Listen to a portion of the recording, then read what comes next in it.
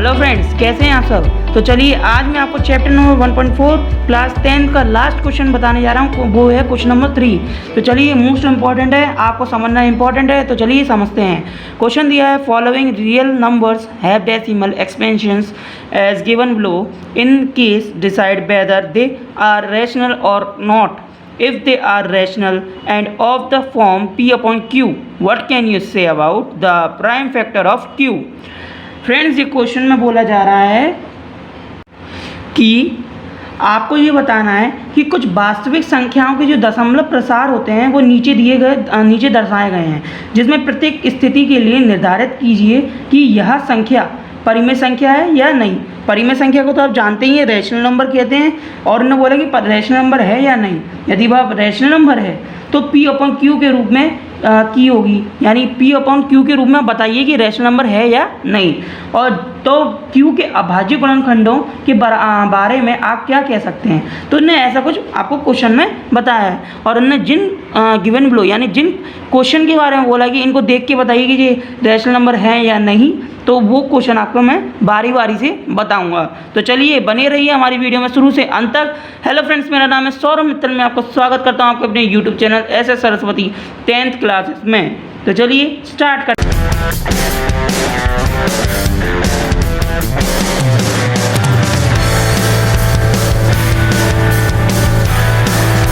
हैं। क्वेश्चन दिया है पहला 43.123456789 जी आपका फर्स्ट क्वेश्चन है। अब इसे हमें क्या करना है, बताना है कि ये हमारा रैशनल नंबर है या नहीं। और ये हम कैसे बताएंगे, P अपॉन Q की फॉर्म में लाके। लेकिन ये भी याद रखना कि P अपॉन Q की फॉर्म में जो भी नंबर आए वो आपके अभाज्य होने चाहिए। क्या होने चाहिए, अभाज्य, जो कि क्वेश्चन ने खुद ही बोला है ना। तो चलिए बताते हैं, सॉल्यूशन दिया है। अब देखिए अब क्या करना है, P अपन Q की फॉर्म में लाने के लिए यहाँ से हम पॉइंट हटाएंगे और पॉइंट के बाद जितने भी नंबर हैं उतने नीचे जीरो की पावर में लगा देंगे। तो देखो यहाँ पर हमने लिखा 43.123456789। यहाँ हमने पॉइंट हटाया तो यहाँ लाइन खींची, 1 2 3 4 5 6 7 8 9 है। तो 10 की पावर क्या आ जाएगा हमारा 9, यानी 10 की पावर 9। इससे पहले वाले क्वेश्चन में हम क्या करते थे, यहाँ से जीरो हटा के उतनी संख्या के यहाँ पॉइंट लगा देते थे। अब यहाँ पे हम पॉइंट हटाएंगे तो उतनी संख्या के जीरो लगा देंगे। अब देखो जी फ्रेंड्स, देखो ध्यान से देखो, तो ये P अपॉन Q की फॉर्म में दिए गए हैं। अब ये पहचानना है कि यहाँ पर जो Q है वो Q है कि वो आपका प्राइम फैक्टर है या नहीं, मतलब अभाज्य गुणनखंड है या नहीं। तो आपको एक बात बता दूं, एक कंडीशन आपको याद होगी प्राइम फैक्टर की, जो हमने क्वेश्चन नंबर फर्स्ट में बताई थी कि प्राइम फैक्टर होते हैं तो उसमें 2 की पावर n और 2 की पावर n और क्या नाम है 5 की पावर m होना चाहिए क्या नहीं। और आप यहाँ पर देख रहे हैं 10 हैगा, और 10 को आप क्या देख सकते हो, 5 × 2 लिख सकते हो क्या नहीं, बस हाँ या ना बोलो, लिख सकते हो ना। तो बस 5 × 2 अगर आप 10 को लिख सकते हो तो यहाँ पे देखो 5 भी आ गया और 2 भी आ गया, इसके अदरवाइज है नहीं। तो इसका मतलब ये है कि ये आपका कौन हो गया, टर्मिनेटिंग डेसिमल, यानी कि रैशनल नंबर है आपका ये, है ना। तो लिख दीजिए फ्रेंड्स बाकायदा अच्छे से। पहले देखिए इंग्लिश मीडियम वाले ध्यान से देखना, क्या लिखना है, लिखिए सिंस द डेसिमल एक्सपेंशंस, ध्यान से लिखिएगा, एक्सपेंशंस इज टर्मिनेटिंग। ठीक है फ्रेंड्स, जो लिख दिया। अब फ्रेंड्स आप नीचे से लिखिए थर्स द गिवन, आपको मैं अच्छे से बता रहा हूँ इसलिए फ्रेंड्स ये क्वेश्चन अच्छे से समझना। जी आपको लैंग्वेज है थोड़ी आपको खुद ही करना पड़ेगा, है ना। Thus the given number is a rational number which, rational number नहीं दिख रहा होता फ्रेंड्स, आप बोलते हैं ना, which can be expressed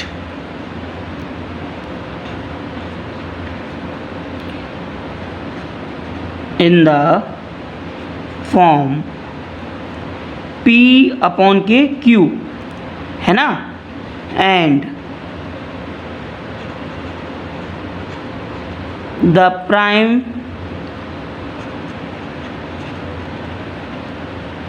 factors of Q are 2 की पावर n, 5 की पावर, कॉमा नहीं लगाओ फ्रेंड्स, इंटू लगाओ, इंटू 2 की पावर n इंटू 5 की पावर m।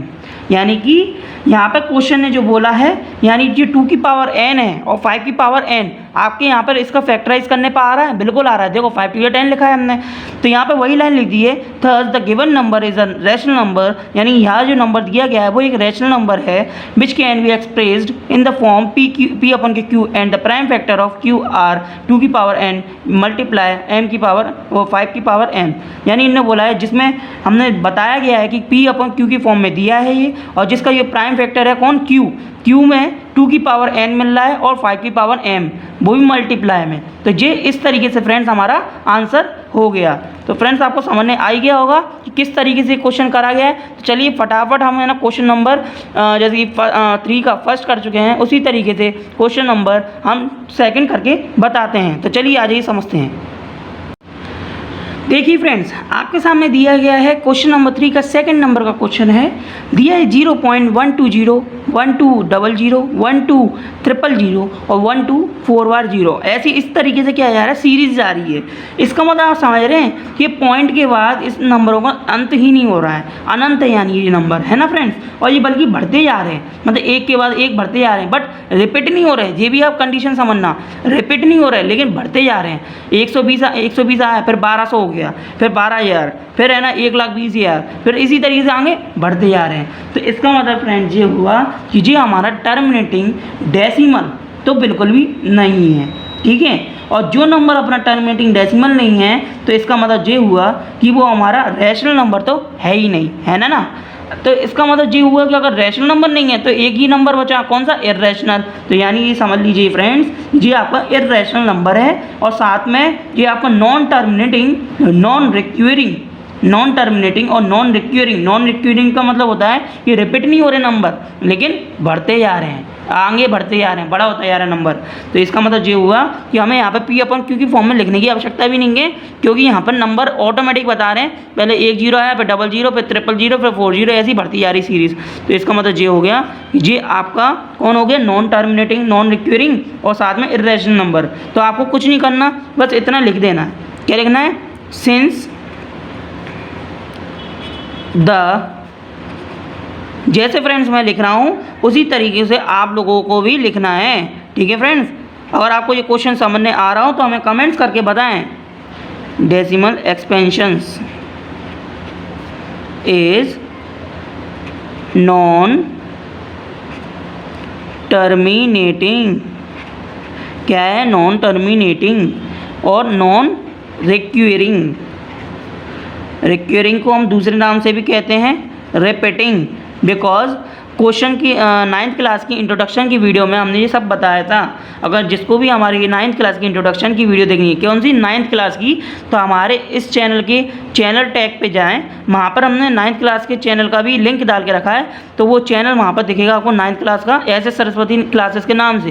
तो वहाँ जाएँ, उस चैनल को आप सब्सक्राइब कर लें और साथ में उसको क्लिक कीजिए, और उसके साथ आप वहाँ उस चैनल पर पहुँच जाइए, और वहाँ पर जाके आप हमारी 9th क्लास की इंट्रोडक्शन की वीडियो देख सकते हैं, फर्स्ट चैप्टर वाली। ओके फ्रेंड्स, चलिए जैसे कि मैंने यहाँ पे ये लिख दिया, और एक लाइन और लिख दें थर्स करके, जो मोस्ट इम्पॉर्टेंट है। थर्स द नंबर, फ्रेंड्स अगर राइटिंग में अगर आपको प्रॉब्लम आ रही है तो प्लीज़ फ्रेंड्स थोड़ा इग्नोर कर देना राइटिंग को, क्योंकि आपको समझना ज़्यादा इंपॉर्टेंट है ना, हमें समझने से मतलब होना चाहिए। इर्रेशनल नंबर,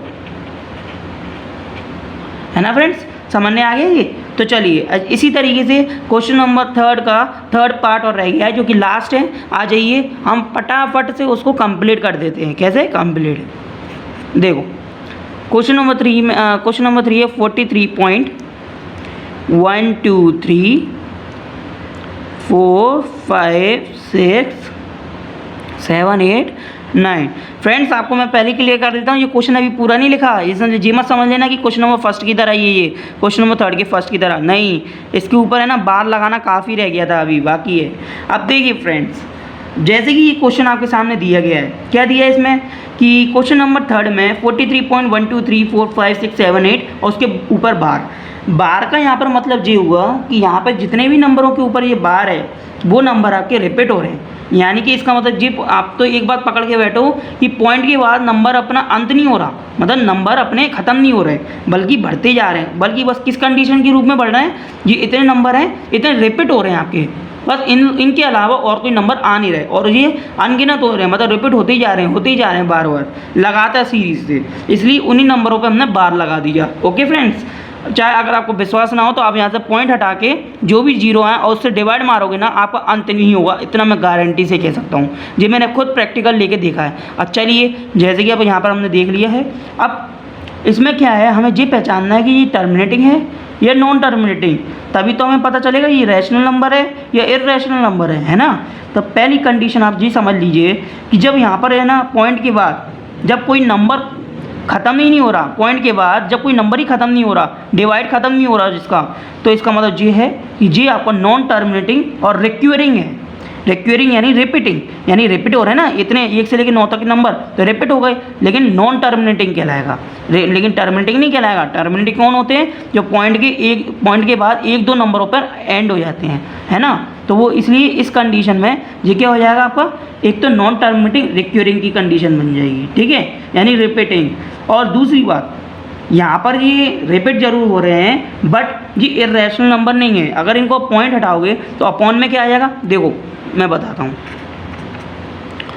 जब आप पॉइंट हटाओगे 43 दिया है, अगर यहाँ पे पॉइंट हटा दो 1 2 3 4 5 6 7 8 9 और ऐसे ऐसे चलते रहेंगे, है ना, इतने तो आपके खुद ही चलते रहते हैं। तो इसको यहाँ पर ऊपर बार लगा दो, अपॉन में क्या लिख दो, 10 की पावर, आप इसको लिख सकते हो 9, बट ये भी आपकी चलती रहेगी इस तरीके से कि ये कोई मतलब ही नहीं रहेगा। जब इतने नंबर बार बार रिपीट होंगे तो ये भी तो मल्टीप्लाई में 10 की पावर 9 10 की पावर 9 आते रहेंगे, लेकिन यहाँ पर आपको 10 तो मिल ही रहा है और 10 आपकी किसके रूप में आ रहा है, 5 × 2 के रूप में, जिसमें आपको मैंने क्वेश्चन में बताया था कि नीचे अगर Q, मैं यानी कि ये फॉर्म तो P/Q की फॉर्म में आ गया, तो जिसमें ये Q है 10 है और 10 आपको पता ही है 2 × 5 की फॉर्म में दिया है, जिसमें कंडीशन आपको मैंने शुरू में ही बता दी थी कि 2 की पावर n मल्टीप्लाई 5 की पावर m होता है अगर Q में, यानी कि डिनोमिनेटर में।